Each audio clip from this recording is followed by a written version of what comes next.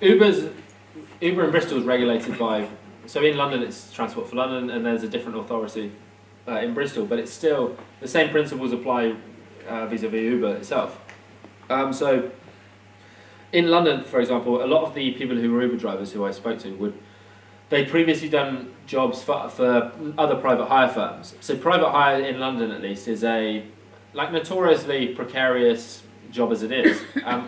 For a start, you have to deal with a human controller, and there's a lot of favouritism often with that. So if a controller doesn't like you, then, as one cab driver put it to me, you're not feeding your family that week. It's like if they don't like you, if you're not a friend, if you haven't got seniority. Whereas Uber's appealing because the algorithm gets rid of that. So it's in theory at least, it's based on proximity to the passenger. So if you're the closest person, you get the job, come what may. So that's very appealing. I would imagine that's similarly true in Bristol. And Uber's not really. It's not really realistic to work part-time for Uber though, because your overheads are so high. So your car insurance for Uber, my car insurance is £3,000 a year. So that works out £70 roughly a week. £70 a week, I think that's about right. So if you have to earn £70 a week just for the insurance before you start making money, doing it part-time isn't really feasible. You have to work a lot of hours to clear that 70 and then make enough, your £300-400 on top of that.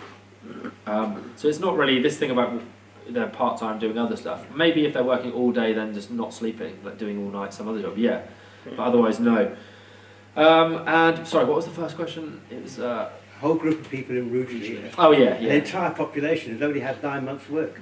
Yeah, so this was why I wanted to do the book when you were hearing all these kind of Pollyanna kind of employment statistics. So there's a record number of people in work, yet in Rugeley you go in the pubs on a Wednesday lunchtime and they're full, and it's like, what's going on? And you speak to people and they're doing 3-4 hours a week in these jobs. The biggest employer in town in Rugeley was Amazon, followed by Argos and then Tesco, and all the entry-level jobs, all the ground-level jobs, shop floor jobs, were 0 hours contracts.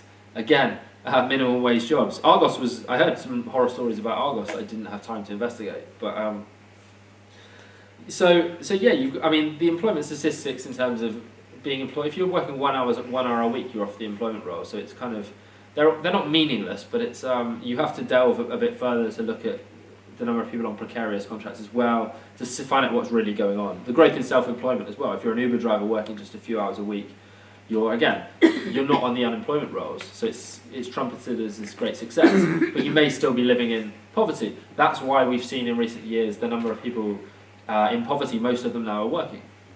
So you have the rising kind of poverty pay.